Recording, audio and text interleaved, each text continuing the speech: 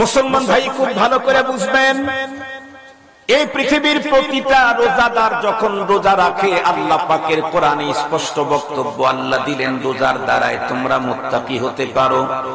তার মানে তোমার অন্তরের ভিতরে খোদা ভীতি ঢুকে যাবে। 100% পৃথিবীর যত মানুষ রোজা রাখে তার অন্তরের ভিতরে খোদা ভীতির মেশিনটা চালু হয়, কিন্তু যেই পরিমাণে খোদা ভীতি আমাদের ভিতরে ঢোকার দরকার সেই পরিমাণে খোদা ভীতি ঢোকে না। কেন? কারণ আমাদের প্রত্যেকের দরজা জানালা সবগুলি খোলা রেখে সিয়াম সাধনা পালন করি, এ কারণে দরজা আর জানালা দিয়ে খোদা ভীতির সব স্নিগ্ধতা বেরিয়ে যায়। রমজানের রোজার দ্বারায় প্রতিটি রোজাদারের অন্তরে খোদা ভীতির মেশিন যে চালু হয় তার দুইটা প্রমাণ আমি আপনাদের খেদমতে দিই। আপনারা বলুন তো দেখি, তামাম ওয়ার্ল্ডের ভিতরে এমন কোন প্রাপ্তবয়স্ক রোজাদারকে কি পাওয়া যাবে যে রোজাদার রোজা রেখেছে, দিন অনেক গরম, সিরিয়াস গরম, তৃষ্ণায় একদম দিলটা ফেটে চৌচির হয়ে যাচ্ছে। কখনো কখনো দেখেছি রোজাদার বন্ধুরা আমার নিজের গামছা অথবা টাওয়েলটা ভিজায়া নিজের বুকের উপরে দিয়া রাখছে। এই লোকটা যদি এমন একটা জায়গায় অবস্থান করলো যেই জায়গার চতুর্দিকে একজন মানুষও নাই, একদম উনি একাই, ঘরের ভিতরে উনি একা, ওনার নাকের ডোগায় রকমারি 50 আইটেমের কোল্ড ড্রিঙ্ক যদি থাকে, আঙ্গুরের জুস, আপেলের জুস, তারপরে কমলার জুস আর মালটার জুস, এই জাতীয় 1000 রকমের জুসও যদি থাকে, আল্লাহর বান্দা যদি তৃপ্তি ভরে নিজের বন্ধুরা আমার তৃষ্ণা মিটায়া জুসগুলি পান করে, পৃথিবীর কেউ দেখবে না। এরপরেও বলুন তো দেখি, পৃথিবীর কোন একজন রোজাদার এমন গোপন কক্ষের ভিতরে গিয়া রোজা রাখা অবস্থায় কোনো কিছু পান করতে পারে? আরো জোরে বলেন, পারে? কার ভয়ে? আবার বলেন। তাহলে রোজার দ্বারা তাকওয়ার মেশিন চালু তো হয়েই গেছে। এ অঞ্চলের কোন এক যুবক অন্য একজন যুবতীর প্রতি সিরিয়াসলি, বন্ধুরা আমার, তার দুর্বলতা 10 বছর পর্যন্ত বৈধ অবৈধ উপায়ে তাকে কাছে পাওয়ার জন্য চেষ্টা করে যাচ্ছে, কিন্তু কোনোভাবেই মিলাইতে পারল না। যুবক যদি সত্যিকারের রোজাদার হয় আর সে যদি একাই কোনো মরুভূমির পথ অথবা জঙ্গলের ভিতর দিয়ে যাওয়া শুরু করে, একদম মিডল পথে যাওয়ার পরে যদি ওই সুন্দরী তার আবেগের সেই নারীর সঙ্গী দেখা হয়, সত্যিকার যদি যুবক বন্ধুরা আমার রোজাদার হয়ে থাকে, ওই মুহূর্তে ওই মহিলা যদি তাকে ডেকে বলে, ও যুবক, আমি তো সেই মহিলা, তুমি না এতদিন পর্যন্ত আমাকে কাছে পাওয়ার জন্য কত চেষ্টা করছো, এখন আমি তোমার কাছে এসেছি, তুমি ইচ্ছা করলে শারীরিক সম্পর্ক করতে পারো। বলুন তো দেখি, কোন মানুষ রোজাও রাখবে আবার বন্ধুরা আমার এই কাজটা করবে? এটা কি কোনদিন সম্ভব হতে পারে? কেউ দেখবে না, তারপরে করে না কেন? আল্লাহর ভয়। আল্লাহ পাক তাই তো বলেছেন, ইয়া আইয়ুহাল্লাযীনা আমানু কুতিবা আলাইকুমুস সিয়ামু কামা কুতিবা আলাল্লাযীনা মিন ক্বাবলিকুম লাআল্লাকুম তাত্তাকুন। আল্লাহুম্মা সাল্লি আলা মুহাম্মাদিন নাবিয়্যিল উম্মি ওয়া আলা আলিহি ওয়া সাল্লিম তাসলিমা। আলহামদুলিল্লাহ, আজ 16 ফেব্রুয়ারি 2025 ইংরেজি রবিবার। কলা কাতলাগাড়ি কওমি মাদ্রাসা, কাতলাগাড়ি, শৈলকুপা, ঝিনাইদহ এর ইন্তেজামে আয়োজিত ওয়াজ মাহফিলের শ্রদ্ধাভাজন সম্মানিত সভাপতি মুআজ্জাজ হযরত বুজুর্গ উলামায়ে কেরাম, বিভিন্ন দ্বীনি মাদারিস থেকে আগত আজিজ তালাবা, বিভিন্ন অঞ্চল থেকে সমাগত সম্মানিত সুধী, সর্বপ্রথম মহান আল্লাহ পাকের দরবারে আলিশান লাখো কোটি শুকর যে রব্বে করিম বড় দয়া করে আমাদের হায়াতকে দীর্ঘায়িত করে আজকের এই মুহূর্ত পর্যন্ত সুস্থ সবল রেখে, দুনিয়ার নানা ব্যস্ততাকে পিছনে ফেলে রেখে দ্বীনের নিসবতে, কোরআনে পাকের মহাব্বতে, জান্নাতি আয়োজনে, আহলুল্লাহদের মজলিসে আমাদেরকে হাজির হওয়ার সুযোগ করে দিয়েছেন। দিল থেকে এসে মহান সত্তার শুকরিয়া আদায় করছি। মুহাব্বত ও আকীদাতের সাথে উচ্চ কণ্ঠে সকলেই পড়ে নেই আলহামদুলিল্লাহ।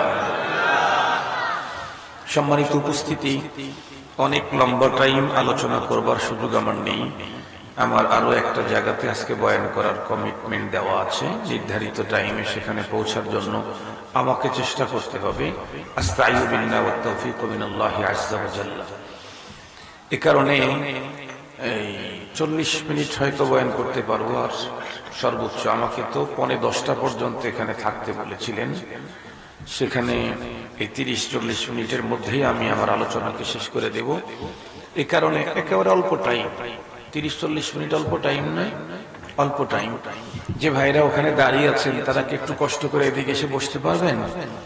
যদি বসেন লস হবে না, এটা নিশ্চিত। যদি ওখান থেকে এসে এখানে বসেন লস হবে না, এটা নিশ্চিত। আল্লাহ পাকের উপরে আমি আস্থা রেখে আপনাদেরকে গ্যারান্টি দিতে পারি, লস হওয়ার কোনো সম্ভাবনা নেই, লাভ হবে ইনশাআল্লাহ। আমি আজকে কোন সাবজেক্ট নিয়ে আলোচনা করব, এমনকি এখানে বসার পরে খুতবা যখন বলতেছিলাম তখনও দুইটা সাবজেক্ট শুধু আমার মাথার মধ্যে আসতেছিল। একটা হলো কোরআনে পাক নিয়ে, আর একটা হলো রমজানুল মুবারকের সিয়াম নিয়ে। কোনটা বলবো পরে দিলের ভিতরে আসলো না, কোরআনে পাকের উপরে আলোচনা করার সুযোগ তো আরো পাওয়া যাবে। রমজান চলে যাওয়ার পরে সিয়ামের উপরে আলোচনা করে তো আর 1 বছরে কোনো ফায়দা হবে না। এ কারণেই আমার আজকের আলোচনা সিয়াম নিয়ে। আমরা প্রত্যেকেই জানি যে আমাদের অনেক পরিচয় আছে, একজন মানুষের অনেক পরিচয় থাকে। যেমন ফ্যামিলিগত পরিচয়, আমি খান বংশের মানুষ। একাডেমিক পরিচয়, আমি একটা মাদ্রাসার পরিচালক। আরো একটা প্রাতিষ্ঠানিক পরিচয় আছে, আমার আরো প্রাতিষ্ঠানিক পরিচয় আছে। আমি ঢাকার 2টা মসজিদে জুমার নামাজ পড়াই, খুতবা দেই। বনশ্রী সেন্ট্রাল মসজিদ রামপুরাতে এবং বাইতুল কারার মসজিদ মিরপুর 10 নম্বরে। এরকমই অনেক পরিচয় থাকে মানুষের। রাজনৈতিক পরিচয় থাকে না? অমুক দলের নেতা, তমুক দলের নেতা। একজন মানুষের অনেক পরিচয় থাকে।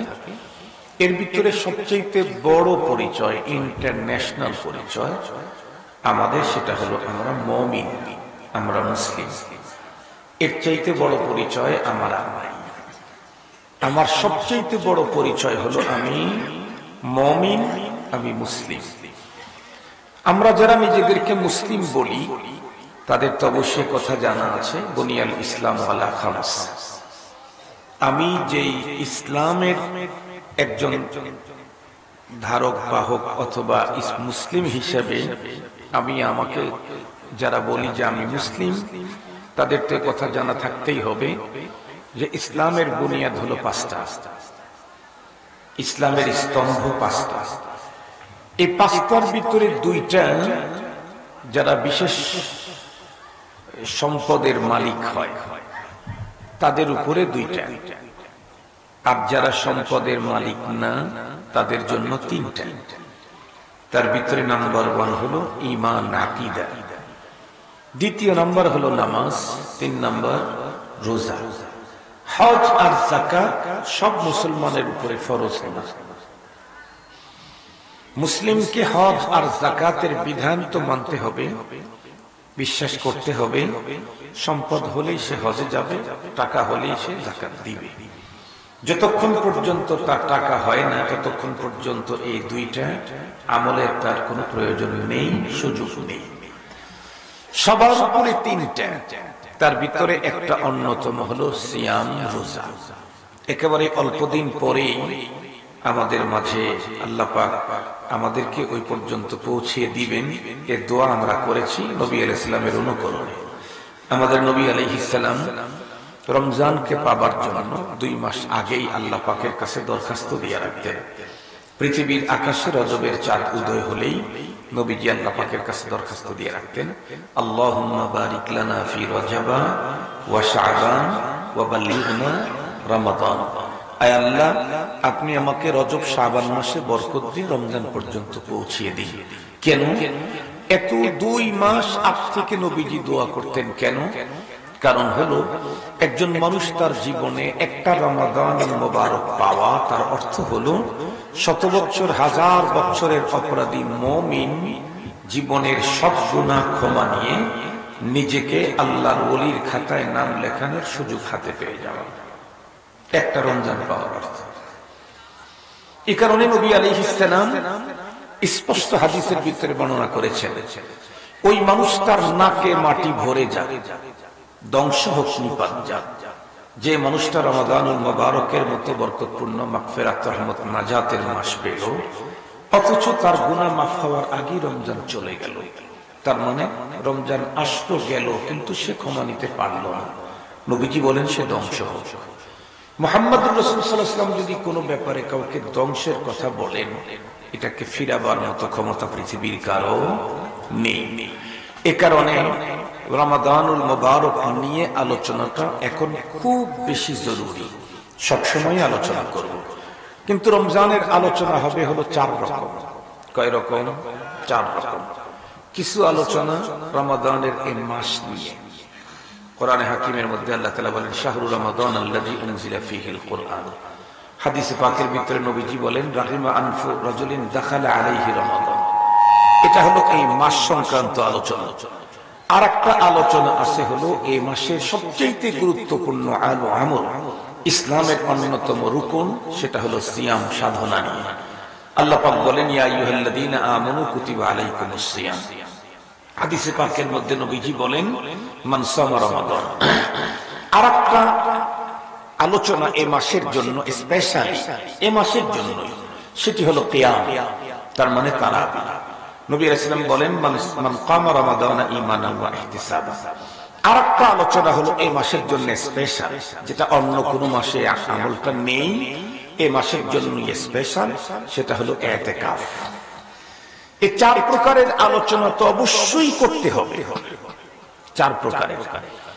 আমি আজকে 4 প্রকার আলোচনা করার সুযোগ নেই। 30 মিনিট কি 4 প্রকারের আলোচনা হয়? এক প্রকারই তো হয় না। এই জন্য আমি এই 4টার ভিতরে প্রধান যেটা, সেটা হলো সিয়াম। এই সিয়াম নিয়ে আলোচনা করব। আমরা প্রত্যেকেই জানি, কোরআনে হাকিমে আল্লাহ তাআলা আমাদেরকে স্পষ্ট বলেছেন, ইয়া আইয়ুহাল্লাযীনা আমানু, হে ঈমানদারেরা, কুতিবা আলাইকুমুস সিয়াম, তোমাদের উপরে সিয়াম ফরজ করা হলো, কামা কুতিবা আলাল্লাযীনা মিন ক্বাবলিকুম, যেমনটি ফরজ করা হয়েছিল তোমাদের পূর্ববর্তীদের উপরে, লাআল্লাকুম তাত্তাকুন। উলামা তোলাবারা জানে, লাআল্লা ফি কালামিল্লাহি লিল জাজমি ওয়াল ইয়াকিন। এমনি লাইতা আর লাআল্লা দুইটা শব্দ সন্দেহের অর্থ দেয়, কিন্তু এই শব্দ দুইটা যদি আল্লাহর কালামে ব্যবহার হয় তখন নিশ্চিতের অর্থ দেয়। এই জন্য লাআল্লা ফি কালামিল্লাহি লিল জাজমি ওয়াল ইয়াকিন, যাতে করে তোমরা মুত্তাকি হয়ে যেতে পারো। খুব ভালো করে বুঝবেন, রব্বুল আলামিন রমজানের রোজা আমাদের উপরে ফরজ করলেন, এখান থেকে আমাদের পাওনা কি সে কথাটা আল্লাহ তাআলা বলে দিয়েছেন।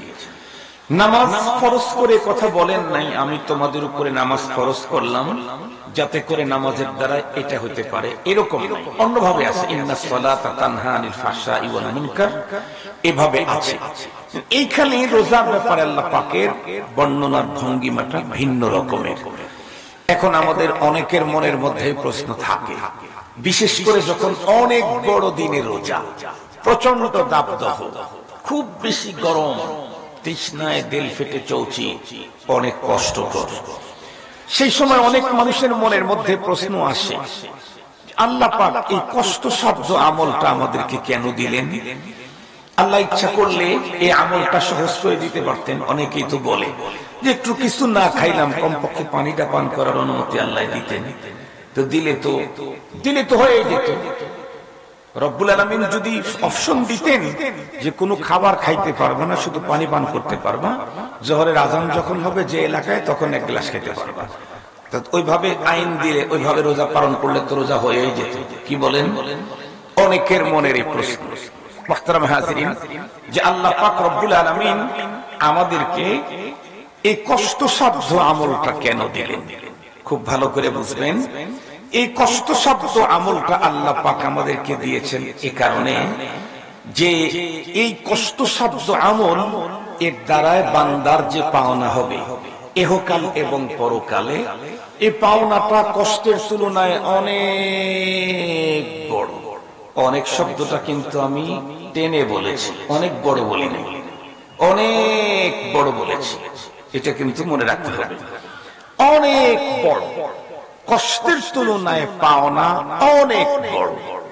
আর দুনিয়ার নিয়ম হলো কোন জায়গায় কষ্টের তুলনায় যদি পাওনা অনেক বড় হয়, সেই কষ্ট মানুষ সাদরে গ্রহণ করে, আনন্দের সাথে সে সব কষ্টটাকে নিজে বরণ করে। সেই কষ্টটা করার জন্য সে উদ্গ্রীব উৎকণ্ঠায় থাকে, আমি এই কাজটা করতে চাই, কষ্ট সাধু। কিন্তু এরপরে ওইটার জন্য মানুষ এত আবেগী হয় এবং আনন্দের সাথে করে। কেন? কারণ কষ্টের তুলনায় পাওনা অনেক বড়। তার জ্বলন্ত প্রমাণ, একেবারে সহজ কথা বলি, আমরা এখানে যারা আসি ম্যাক্সিমাম কিন্তু আমরা আমাদের মার পেট থেকে জন্ম নিয়েছি নরমাল ডেলিভারিতে। তার মানে সিজারের বাচ্চা এখানে কমই আছে। ওই ছোটখাটো যেগুলো আছে ওগুলো হয়তো 2-4টা সিজার টিজার হয়েছে, আমরা কিন্তু সিজারের বাচ্চা না। কি বলেন? সত্য কথা বলছি তো, আমাদের সিজার হয় না। তো আমাদের আম্মা আমাদেরকে যখন প্রসব করছেন তখন প্রসব বেদনা কিন্তু সিরিয়াস, দর্দে জেহ। প্রসব পেইন এতটাই হার্ড, এতটাই কঠিন, যেই ব্যথা বেদনার কারণে রব্বুল আলামিন নারীর জীবনের সকল গুনাহ ক্ষমা করে দেয়, সকল গুনাহ মাফ করে দেন আল্লাহ তাআলা। কি পরিমাণে কঠিন! আর এই পৃথিবীতে প্রসব করতে গিয়ে কত মা দুনিয়া থেকে মারা গেছে, এটা কিন্তু একেবারে জাহের বাহের কথা, সকলেই জানে। অনেক মা বাচ্চা প্রসব করতে গিয়ে দুনিয়া থেকে বিদায় নেন। অনেক মা 1 দিন 2 দিন পর্যন্ত সেন্সিয়ার হয়ে পড়ে থাকেন। অনেক মাকে ব্যাগ ব্যাগ ব্লাড তাকে দিতে হয়, অনেক মা।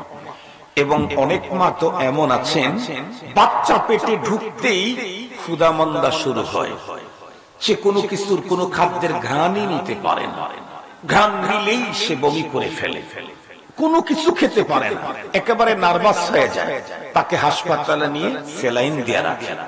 এরপরেও কিন্তু কোনো মা কোনোদিন বলে নাই এত কষ্ট দরকার নেই, বাচ্চাটারে আউট করে দাও। বলেছে কি? না। বরং কি দেখেছি আমরা, কোন মা বিয়ের পরে 5 বছর পর্যন্ত বাচ্চা আসে নাই, মা যেন একেবারে উতাল পাতাল শুরু করে দেয়, আমার কেন বাচ্চা আসতেছে না। 10 বছর পর্যন্ত বাচ্চা আসে নাই, ও মা তো চোখের থেকে পানি সরে না।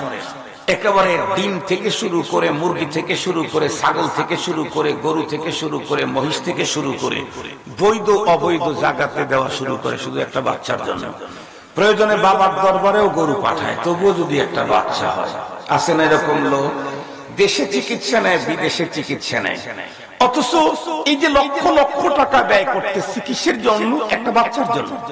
অথচ এই বাচ্চা পেটে ঢোকার পরে বাচ্চা প্রসব করতে গেলে তার জীবনে বাঁচার সম্ভাবনাও আছে, মরার সম্ভাবনাও আছে। কেন? হাজার মা দুনিয়া থেকে বিদায় নিয়েছেন, জ্বলন্ত প্রমাণ দুনিয়াতে আছে। এরপরেও 10 বছর পরে মায়ের পেটে যখন বাচ্চা ঢুকে, তখন দেখবেন পুরা ফ্যামিলি আনন্দে আত্মহারা। তখন থেকেই মিষ্টি খাওয়ানো শুরু করছে, হুজুরের কাছে দোয়া চাওয়া শুরু করছে। ইভেন যেই মা তার নিজের জীবন মরণের সন্ধিক্ষণে দাঁড়িয়ে বাচ্চাকে প্রসব করতে হবে, সেই মাও তখন ভিতরে যেন তার এক অজানা আনন্দ, ভিতর থেকে এক আনন্দ থাকে। সে এত কষ্ট খাইতে পারতেছে না, তারপরেও আনন্দ। কেন?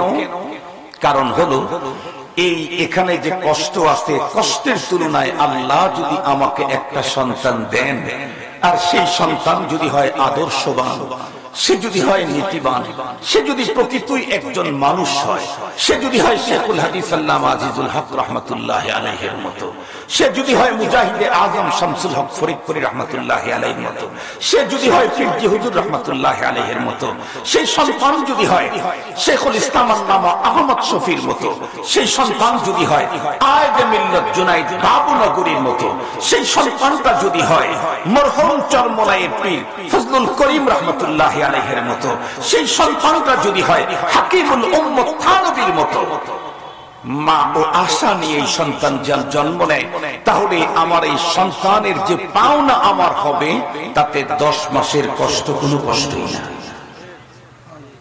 10 মাস পর্যন্ত পেটের ভিতরে ধারণ করা, প্রসব পেইন, জীবন মরণের সন্ধিক্ষণে দাঁড়ানো, এটা কোনো বিষয় না। রব যদি আমাকে সেই সন্তানটাকে মানুষের মতো মানুষ করেন, সারা জীবন সন্তানের কারণে আমি রত্নগর্ভা হিসাবে দুনিয়াতে ভূষিত হব। মানুষ আমাকে রত্নগর্ভ বলবে।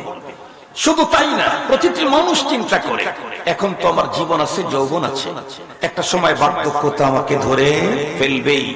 যদি আল্লাহ পাক আমাকে লম্বা হায়াত দেন, আমি যখন বুড়ো হয়ে যাব, আল্লাহর কাছে আমরা সবাই পানাহ চাই।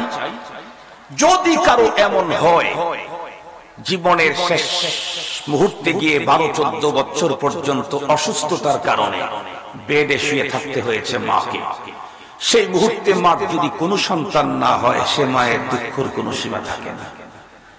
আর যদি একটা দুটা সন্তান আল্লাহ পাকে দেয়, এখনো বাংলাদেশে বিলখুসুস ইসলাম মুসলিম সন্তান যারা হয়, তারা এই মাকে, মা তাকে পেটে ধারণ করেছিল 10 মাস, আর সন্তান তার মাকে 14 বছর পর্যন্ত খেদমত করে যাবে।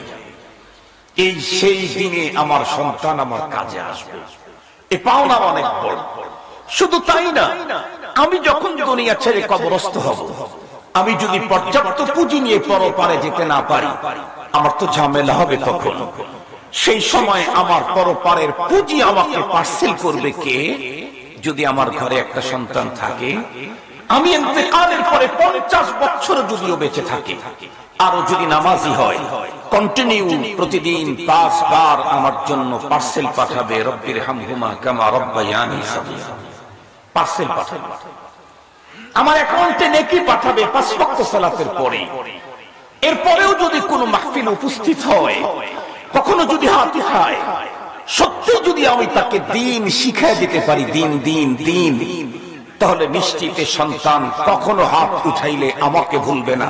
যতবার রব বলবে ততবার আমার কথা বলবে, কারণ রব তো অপশনই দিয়েছেন, ওয়াকাদা রাব্বুকা আল্লা তা'বুদু ইল্লা ইয়্যাহ ওয়া বিল ওয়ালিদাইনি ইহসানা।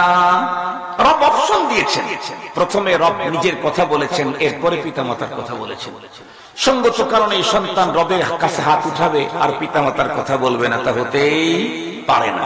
তবে শর্ত হলো সেই সন্তানকে দ্বীনি শিক্ষায় শিক্ষিত করতে হবে, ধর্মীয় শিষ্টাচার, নীতি নৈতিকতা, তাহজিব তামাদ্দুন শিক্ষা দিতে হবে। আমার একজন মুসল্লি, মাত্র একটা ছেলে, একটা মেয়ে, ব্যবসা করে ঢাকা।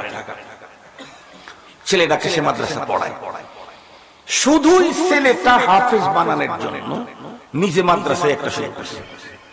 অন্য জায়গায় ঝামেলা হয়, এজন্য ও নিজে মাদ্রাসা শুরু করছে, শুধু নিজের ছেলেকে পড়াবার জন্য। ও বলতেছে, হুজুর 2-4 জন কোন ভাই বন্ধু বান্ধব যদি তার ছেলেকে এখানে পাঠাইলো না পাঠাইলো, আমার ছেলেটা তো হাফেজ হবে। পর আমি বললাম, আপনার একটাই ছেলে, ঢাকায় থাকেন, এই একটা ছেলেকে মাদ্রাসায় দিলেন, মেয়েটাকে মাদ্রাসায় দিলেন কেন? সে আমাকে তখন বলে, হুজুর বর্তমান ঢাকা শহরের কোটিপতিদের অবস্থা দেখি। তো কোটিপতির কি অবস্থা দেখলেন? আমি তো এখানে থাকি, এত বছর হয় ব্যবসা করি, সবচেয়ে বড় বড় ব্যবসায়ীদের সাথে আমার সম্পর্ক আছে, কারণ তাদের সাথে আমার ব্যবসার লিঙ্ক। আমি দেখলাম গ্রুপ অফ ইন্ডাস্ট্রিজের মালিক, সন্তান 4টা 5টা 7টা সন্তান, একটাও বাবার কাছে নেই। বাবার প্রচুর সম্পদ, এজন্য বাবা সন্তানকে উন্নত ডিগ্রির জন্য কানাডায় পাঠাইছে, আর ওই সন্তান দেশে আসে না। আমেরিকায় পাঠাইছে, আর সন্তান দেশে আসে না। আমেরিকাতেই সেটেল হয়ে গেছে। যারাও বা দেশে আসছে, মা বাবা দুঃখ কষ্ট অসুস্থতার সময় কাছে পাওয়া যায় না। তখন চিন্তা করলাম, ওদের তো 4টা 5টা করে, আমার তো একটা। আমার একটাই যদি এমনটি হয়, তাহলে তো আমার জীবন শেষে অনেক কষ্ট হবে। তো আমি আমার টাকা দিয়ে, শ্রম দিয়ে, এর পিছনে ঘাম ঝরিয়ে আমি এদেরকে বার্ধক্য অবস্থায় আমার থেকে দূরে চলে যাক, এ জাতীয় কোন শিক্ষায় শিক্ষিত করাইতে চাই না। আমি চাই আমার সন্তান আমার অসুস্থতায়, আমার মৃত্যুর মুহূর্তে যেন আমার কাছে থাকে, তার ভালোবাসাটা যেন আমি পাই। চিন্তা করে দেখলাম, এই কাজটা করতে চাইলে ধর্মীয় শিক্ষায় শিক্ষিত করার বিকল্প কোনো পথ নাই। মুহতারাম হাজরিন, সেদিকে যেতে চাই না। আমার মূল কথাটা আমি আপনাদের খেদমতে বলে শেষ করে দিচ্ছি। তাহলে মা এত কষ্ট আনন্দের সাথে গ্রহণ করে কেন? কারণ কষ্টের তুলনায় পাওনা, কথা বলেন না কেন, অনেক বেশি, শুধু বেশি। মাত্র 10 মাস কষ্ট করছে। মার প্রয়োজনে সন্তান 50 বছর কষ্ট করবে, 50 বছর। এরপরে মা কবরে যাওয়ার পরে মা যে পরিমাণে পুঁজি পরপারে দরকার ছিল তা নিয়ে যেতে পারে নাই। সন্তান দুনিয়া থেকে পার্সেল পাঠাবে। সুবহানাল্লাহ বললেন না যে 5 ওয়াক্ত সালাতের পরে সূরা ফাতিহা পড়বে, রব্বির হামহুমা বলে মালিকের কাছে জামিন ধরতে থাকবে। রব্বির হামহুমা মানে কি জানেন? আদালতে জামিন পেশ করা। রব্বির হামহুমা মানে আল্লাহর আদালতে জামিন পেশ করা। আয় আল্লাহ, আমার আব্বা আর আম্মাকে ওই মায়া দাও যে মায়ায় তারা ছোটবেলায় আমাকে বড় করেছে। তার মানে আমার বাবার অপরাধের কারণে কোন শাস্তিতে আছে, তুমি ওকে মুক্ত করে দাও। জামিন ধরা। এক সন্তান যদি দৈনিক 10 বার করে বাবার জামিন ধরে আল্লাহর কাছে, যে রব অপশন দিয়েছেন যে তুমি এটা বলে জামিন ধরো, সেটা বলেই যদি জামিন ধরে, তার জামিন না হয়ে তো পারে না। তরিকা তো রবি শিখাইছে, অন্য কেউ তো শিখায় নাই তরিকা। যে অন্য কারো তরিকা নিয়ে গেছে এটা রবের পছন্দ না, তা তো না। রবই তো শিখাইছে, এটা ফেরত দেওয়ার তো কোনো সুযোগ নেই। রবের তরিকা, শিখানোর তরিকায় সন্তান যখন কন্টিনিউ আল্লাহ পাকের কাছে বলবে রব্বির হামহুমা কামা রাব্বায়ানি সগীরা, রব অবশ্যই যত বেশি বলতে পারবো তত দ্রুত আমার আব্বা আম্মার জামিন হবে জান্নাতে, তাদের ঠিকানা। মুহতারাম হাজিরিন, তাহলে দুনিয়াতে একটা মা জীবন মরণের চ্যালেঞ্জ পর্যন্ত আনন্দের সাথে গ্রহণ করে, এ কারণে সন্তান নেয়। কেন? কারণ এই কষ্টের তুলনায় পাওনা অনেক। মুসলমান ভাইরা আমার খুব ভালো করে বুঝবেন, কোরআনে হাকিমে আল্লাহ পাক রব্বুল আলামিন সিয়াম সাধনা আমাদের উপরে কেন ফরজ করলেন সেই কথাটা আল্লাহ পাক আমাদেরকে জানিয়ে দিয়েছেন। সেই কথার মর্মবাণী যদি আমরা গভীর পর্যন্ত ঢুকতে পারি, তাহলে দেখব রোজার কষ্টের তুলনায় বিনিময়ে যে পাওনা হবে, সেই পাওনাটা অনেক গুণে বড়। সেই বড়টা কি? একেবারে সহজেই বলি, আল্লাহ পাক রব্বুল আলামিন সিয়াম সাধনার দ্বারাই বান্দাকে দুনিয়া এবং আখিরাতে যে জিনিসটা দান করেন এটা অনেক বড়। প্রথম বন্ধুরা আমার পরপারেরটাই বলি, এরপরে দুনিয়ারটা যদি সুযোগ হয় 3 মিনিটে বলে দেব। প্রথম নাম্বার আখিরাতের। তা আল্লাহ বলেন আমি তোমাদের জন্য সিয়াম ফরজ করেছি। কেন? এই সিয়াম সাধনার দ্বারাই তুমি আমার বান্দা আছো, সিয়াম সাধনার মাধ্যমে আমার বন্ধু হয়ে যেতে পারবে। আমরা প্রত্যেকে আল্লাহর বান্দা, সেখান থেকে বন্ধুতে উত্তীর্ণ হতে চাইলে সিয়াম দরকার। সুবহানাল্লাহ বলবেন না? বান্দা যদি বন্ধু হতে পারে, এর চেয়ে আর বড় কি প্রমোশন আপনি চান?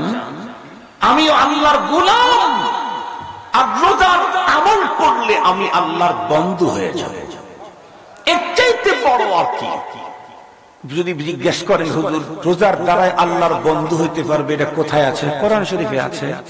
তো কোরআন শরীফে তো আছে না আল্লাকুম তাত্তাকুন, যাতে করে তোমরা মুত্তাকি হতে পারো, আপনি বন্ধু হতে পারো। এটা বললেন কেমনে? এজন্যই তো কওমি মাদ্রাসা পড়া লাগে। এজন্য কোন মাদ্রাসা পড়া লাগে? কওমি মাদ্রাসা পড়া লাগে। কওমি মাদ্রাসা পড়লে কোরআনের যেই গভীরে ঢোকা যায়, অন্য জায়গায় পড়ে সেই গভীরে ঢোকার সাঁতার কাটার মতো যোগ্যতা অর্জন হয় না।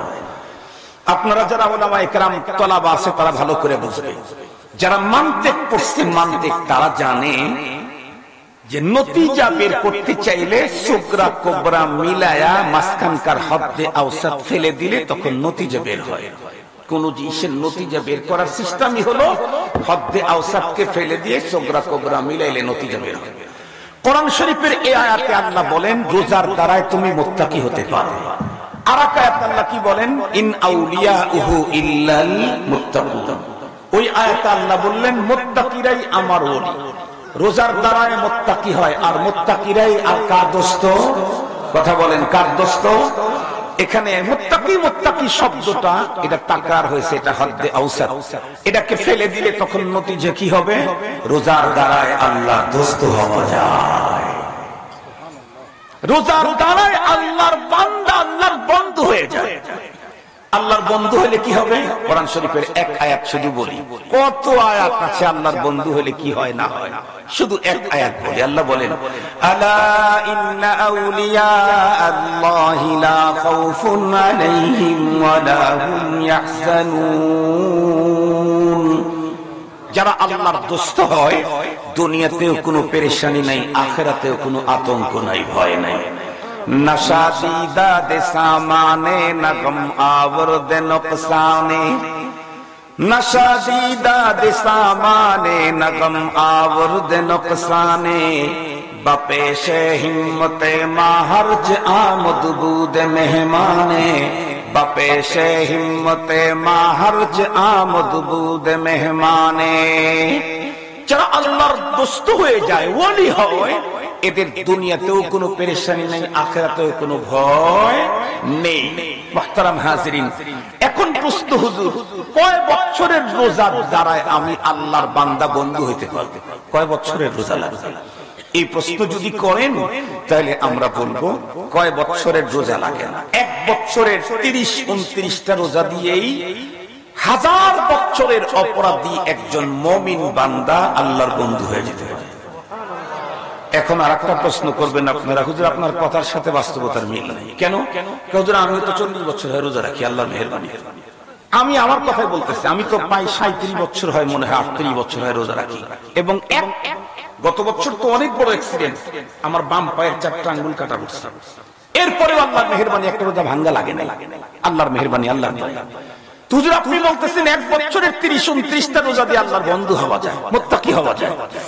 আমি তো 40 বছর হয়ে 30-29টা করে রোজা রাখলাম, তাও তো বন্ধু হইতে পারলাম না। তাহলে আপনার কথার সাথে তো বাস্তবতার মিল নেই। জি, মিল 100 বার আছে, ঝামেলা আছে একটা জায়গায়। সে ঝামেলাটা কি, সলভ করার পদ্ধতি কি, এটা বলেই শেষ করে দিচ্ছি। আমাদের আজকের এই মাহফিলটা ধরেন একটা জামে মসজিদ, এই স্পেসটা, এই মসজিদের এতটুকু স্পেসটাকে ঠান্ডা করতে চাইলে ধরেন কত 30 টন এসি লাগবে, ধরে নেন 30 টন এসি লাগবে। 30 টন এসির কাছে যিনি মসজিদ বানিয়ে দিয়েছেন বহু টাকা, উনি 60 টন এসি লাগায় রাখছেন, যাতে যে কোনো সময়ে 2-4টা নষ্ট হইলে আরগুলা দিয়ে কাজ চালানো যায়। এখন ধরেন সামনে রমজান মাস আসতেছে, তারাবির নামাজ পড়বেন তো ইনশাআল্লাহ। কয় রাকাত? এটা জোরে বলেন, আবার বলেন। 8 রাকাত, 8 রাকাত, 12 রাকাত। মনে রাখবেন 8 রাকাত কোনো তারাবি হয় না, 12 রাকাত কোনো তারাবি না। কেউ যদি 8 রাকাত বলে আবার তারাবি বলে, তা ও হলো এই পৃথিবীর শ্রেষ্ঠ মূর্খ। ও হলো এই পৃথিবীর শ্রেষ্ঠ মূর্খ। কেন? তারাবি এটা হলো আরবি বহু বচন। এই শব্দের এক বচন হলো তারবিহা। বাংলাতে এক বচন আর বহু বচন, আরবিতে 3 বচন। এক বচন, 2 বচন, বহু বচন, ওয়াহেদ তাসনিয়া জমা। আরবিতে তারবিহা এক বচন, 2 বচন তারবিহাতা। তারাবি হলো 3 বচন। তার মানে কমপক্ষে 3 হতে হবে, কমপক্ষে 3 না হলে তারাবি হবে না। তারবিহা বলা হয় 4 রাকাত পরে যে একটু আরাম করে না, বসে না, এটাকে আরবিতে তারবিহা বলে। তো এরকম একবার বসলে আরবিতে বলা হবে তারবিহা, আর যদি 2 বার বসে তাহলে আরবিতে সেটাকে বলা হবে তারবিহাতান। কমপক্ষে 3 বার বসলে তখন বলা হবে তারাবি। কথা কি বুঝাইতে পারছি?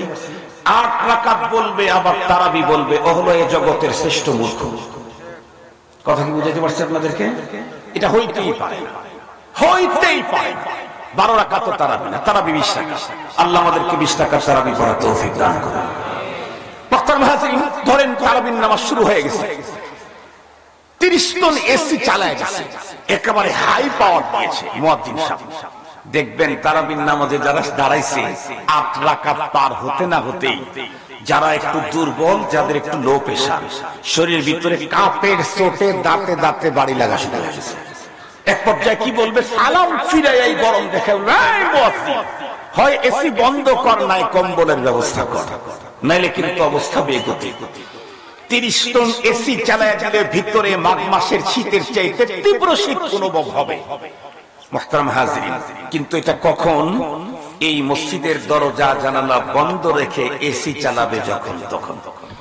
এই মসজিদের দরজা আছে 6টা, জানালা আছে 8-16টা, সবগুলি যদি খোলা রাখে 30 টন এসির পরিবর্তে যদি 60 টনও চালায় দেয়, বলেন তো দেখি কি পরিমাণ শীত লাগবে?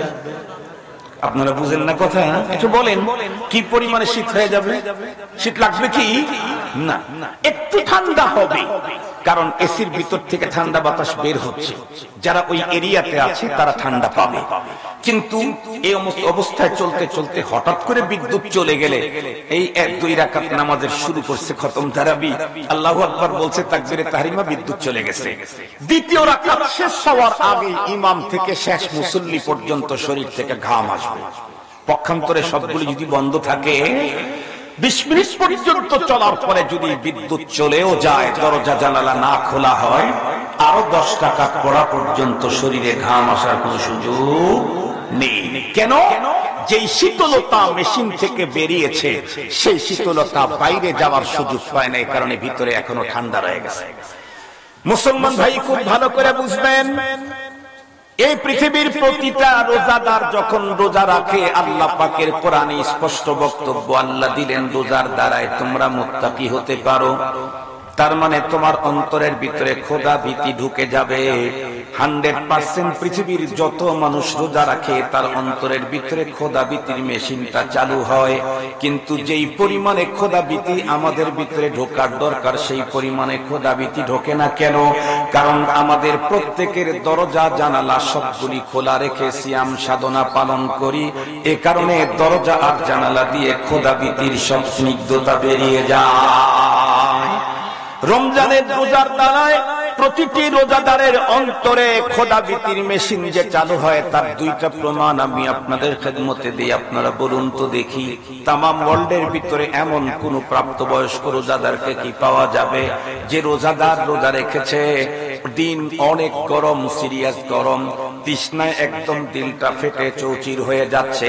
কখনো কখনো দেখেছি রোজাদার বন্ধুরা আমার নিজের গামছা অথবা টাওয়েলটা ভিজায়া নিজের বুকের উপরে দিয়া রাখছে। এই লোকটা যদি এমন একটা জায়গায় অবস্থান করলো, যেই জায়গার চতুর্দিকে একজন মানুষও নাই, একদম উনি একাই, ঘরের ভিতরে উনি একা, ওনার নাকের ডোগায় রকমারি 50 আইটেমের কোল্ড ড্রিঙ্ক যদি থাকে, আঙ্গুরের জুস, আপেলের জুস, তারপরে কমলার জুস আর মালটার জুস, এই জাতীয় 1000 রকমের জুসও যদি থাকে, আল্লাহর বান্দা যদি তৃপ্তি ভরে নিজের বন্ধুরা আমার তৃষ্ণা মিটায়া জুসগুলি পান করে, পৃথিবীর কেউ দেখবে না। এরপরেও বলুন তো দেখি, পৃথিবীর কোন একজন রোজাদার এমন গোপন কক্ষের ভিতরে গিয়া রোজা রাখা অবস্থায় কোনো কিছু পান করতে পারে? আরো জোরে বলেন, পারে? কার ভয়ে? আবার বলেন। তাহলে রোজার দ্বারা তাকওয়ার মেশিন চালু তো হয়েই গেছে। এ অঞ্চলের কোন এক যুবক অন্য একজন যুবতীর প্রতি সিরিয়াসলি, বন্ধুরা আমার, তার দুর্বলতা 10 বছর পর্যন্ত বৈধ অবৈধ উপায়ে তাকে কাছে পাওয়ার জন্য চেষ্টা করে যাচ্ছে, কিন্তু কোনোভাবেই মিলাইতে পারল না। যুবক যদি সত্যিকারের রোজাদার হয়, আর সে যদি একাই কোনো মরুভূমির পথ অথবা জঙ্গলের ভিতর দিয়ে যাওয়া শুরু করে, একদম মিডল পথে যাওয়ার পরে যদি ওই সুন্দরী তার আবেগের সেই নারীর সঙ্গী দেখা হয়, সত্যিকার যদি যুবক বন্ধুরা আমার রোজাদার হয়ে থাকে, ওই মুহূর্তে ওই মহিলা যদি তাকে ডেকে বলে, ও যুবক, আমি তো সেই মহিলা, তুমি না এতদিন পর্যন্ত আমাকে কাছে পাওয়ার জন্য কত চেষ্টা করছো, এখন আমি তোমার কাছে এসেছি, তুমি ইচ্ছা করলে শারীরিক সম্পর্ক করতে পারো। বলুন তো দেখি, কোন মানুষ রোজাও রাখবে আবার বন্ধুরা আমার এই কাজটা করবে? এটা কি কোনদিন সম্ভব হতে পারে? কেউ দেখবে না, তারপরে করে না কেন? আল্লাহর ভয়। আল্লাহ পাক তাই তো বলেছেন, ইয়া আইয়ুহাল্লাযীনা আমানু কুতিবা আলাইকুমুস সিয়ামু কামা কুতিবা আলাল্লাযীনা মিন ক্বাবলিকুম লাআল্লাকুম তাত্তাকুন। ও ঈমানদার, তোমাদের পূর্ববর্তীর উপরে যেমন সিয়াম ফরজ করেছিলাম, তেমনটি তোমাদের উপরে ফরজ করলাম। কেন? কারণ এই সিয়াম রোজার দ্বারায় তোমার ভিতরে খোদামিতির মেশিন চালু হয়ে যায়, আর খোদাবিতির মেশিন যখন চালু হবে, তখন তুমি একটা সময় আমার বন্ধুত্ব বরণ করতে পারবে। আমি রোজার দ্বারা মুত্তাকি হয়ে গেছি, কিন্তু যেমনটি মুত্তাকি হওয়া দরকার তা হতে পারি না।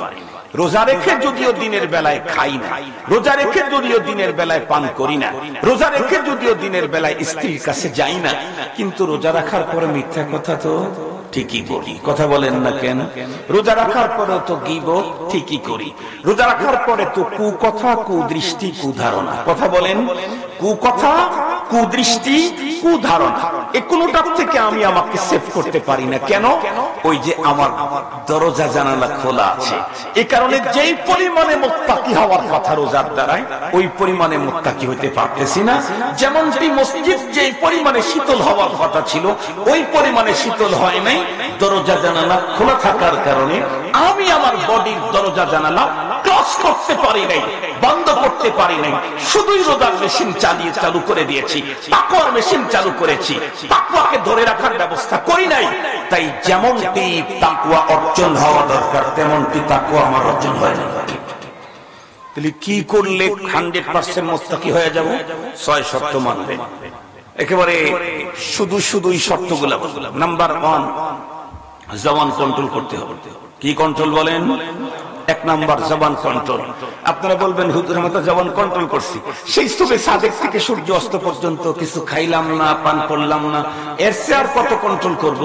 তাহলে আমরা বলবো, আমরা তো ইম্পোর্ট বন্ধ করছি, এক্সপোর্ট বন্ধ করি নাই। ইম্পোর্ট এক্সপোর্ট বোঝেন তো? মানে ভিতরে ঢুকানো বন্ধ করছি, বের করা বন্ধ। মিথ্যা কথা, গীবত, কথা বলেন না কেন? ফাহেসা কথা, অশ্লীল কথা এক্সপোর্ট হচ্ছে। ইম্পোর্ট বন্ধ করছি, এক্সপোর্ট বন্ধ করি নাই। ইম্পোর্ট এক্সপোর্ট দুইটাই বন্ধ করা লাগবে। শুধুই তাই এক্সপোর্ট করা যাবে যেটা রব আমাকে অর্ডার করেছেন। 2 নাম্বার হলো কান কন্ট্রোল। এখন তো কান কন্ট্রোল করা আরো কঠিন। কেন? কি জানি ফোন দেয়, তাও বলতে পারেন না, কানের সাথে লাগায় থাকে। ওই ফোনের নাম জানি কি? ইয়ার। ইংরেজিতে ইয়ার মানে কান, বাংলাতে ইয়ার মানে দোস্ত, আরবি ফার্সিতে ইয়ার মানে দোস্ত, বাংলাতে এই কি ফার্সিতে ইয়ার মানে দোস্ত। এই ইয়ারফোন ইংরেজির যেটা, এটা কিন্তু আসলে দোস্ত না, এটা হলো দুশমন। কারণ আমি নিজে দেখেছি, ইয়ারফোনের ভিতরে কথা বলতে বলতে কখন যে ট্রেনের রাস্তার উপরে উঠে গেছে জানে না, পিছন দিক থেকে ট্রেন এসে 2 টুকরা। ঘটনা বাংলাদেশে ঘটছে না? ঘটে নাই? কথা বলতে বলতে, ইয়ারফোনে কথা বলতে বলতে কখন যে রাস্তার মাঝখানে চলে গেছে, পি পি পি পি। আমার নিজের এরকম হয়েছে। ড্রাইভার ওরে হর্ন দিচ্ছে, আমার গাড়িতে তো আর হর্নও আছে, ইমার্জেন্সি হর্ন আছে, সেই হর্ন দেয়, তারপরে ও সরে না। তার মানে ও এ জগতেই নাই। ও কি নাই? এই জগতেই নাই, ও আর এক জগতে চলে গেছে। অনেক বাচ্চা এভাবে, অনেক মানুষ অ্যাক্সিডেন্ট করে মারতেছে, মরে যাচ্ছে। তাহলে বোঝা গেল ইংরেজির ইয়ার আসলে কি বলেন, দুশমন।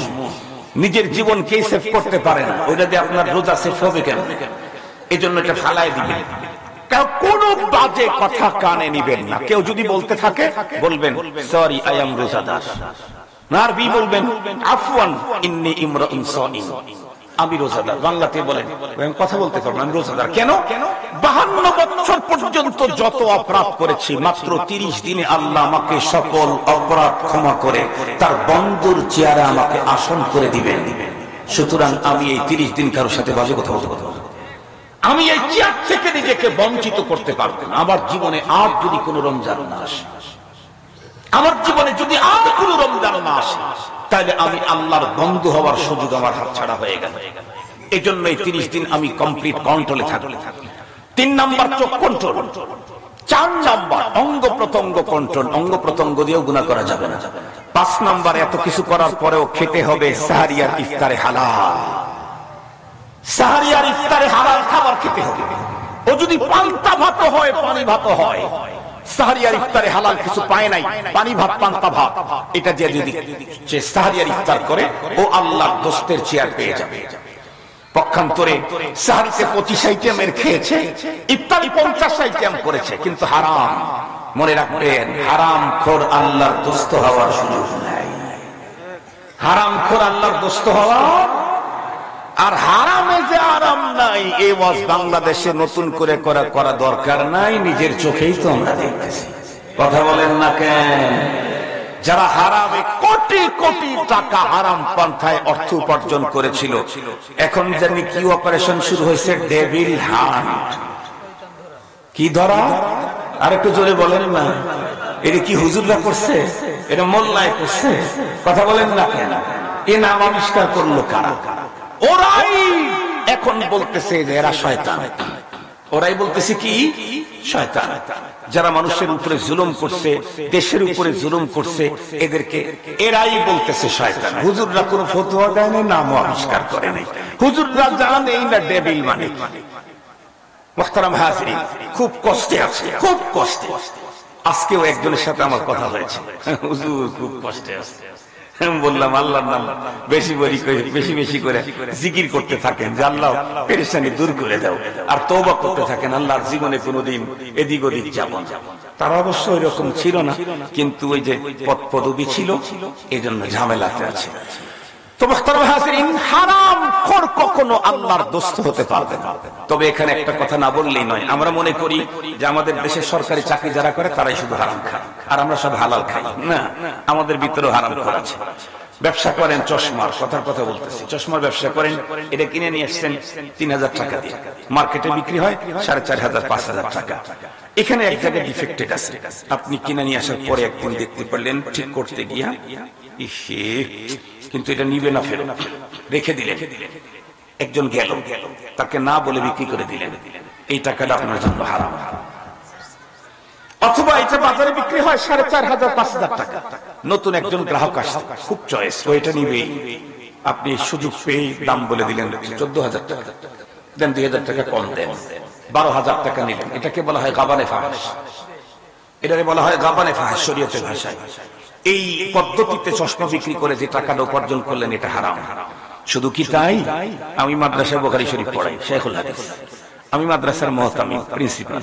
আমি 2টা মসজিদের খতিব। আমি রাবেতাতুল ওয়াইজিন, বাংলাদেশের সবচেয়ে বড় বক্তাদের যে প্ল্যাটফর্ম আছে, যেই প্ল্যাটফর্মকে বিগত সরকার জমের মতো ভয় করত, মনে করত যে এরাই সব দেশটাকে দখল করে ফেলবে। আসলে ভুয়া, কিছুই না। যাই হোক, সেটার আমি সারা বাংলাদেশের সভাপতি। কিন্তু মনে করেন আমার বাপ যখন মারা গেল, কথার কথা, বাবার একটা বাসা আছে ঢাকা শহরে, আমার কিন্তু কোনো বাসা ঢাকা শহরে নেই। আমাদের ভাই বোন কারো 14 গোষ্ঠীর কোনো বাসা নেই। কথার কথা বলতেছি আর কি। 10 কাঠা জায়গার উপরে 20 তলা বিল্ডিং, প্রতি মাসে ওখান থেকে 20 লাখ 25 লাখ টাকা ভাড়া আসে। ওখানে আমরা সব ভাইয়েরা থাকি। বাবার ইন্তেকালের পরে বোনেরা যখন সম্পদ নিতে আসতো, তখন বললাম বোনেরা তো বাড়ির অংশ পায় না। এই ফতুয়া আপনাদের শৈলকুপাতে আছে না? নাই, আছে, পায় না। তো কি করো তাইলে? ওই মাঠের ভিতরে যেটা আছে 20 বিঘা, ওই 20 বিঘা টাকা দিয়া ঢাকা শহরের এক তালার একটা ফ্লোরের দাম হবে না। একটা ফ্লোরের দাম হবে না, 1 ইউনিটের দাম। এরপরেও সেখান থেকে বোনকে দেওয়ার সময় আরো কিছু কম করে দিলাম। এখন আমি এখান থেকে প্রতি মাসে 25 লাখ টাকা ভাড়া আসে, সেই ভাড়াটা আমি নিয়ে 25 আইটেমের ইফতার সাহারি খাইলাম, 50 আইটেমের ইফতার করলাম। রমজানের শুরুতে একবার উমরায় গেলাম, শেষে একবার উমরায় গেলাম। এই হারামখোর কোনোদিন আল্লাহর বন্ধু হতে পারবে না। হারামখোর কথা কি বুঝাইতে পারছি? ও কি খোর? ও সিল্লাদিকার, ওয়াজ করুকার, বুখারী পড়াইকার, পিসাব হোকার, যে হিসাব হোক, ও হারামখোর। মনে থাকবে তো? এই জাতীয় হারাম পদ্ধতিতে যারা খায়, এটা বন্ধ করতে হবে।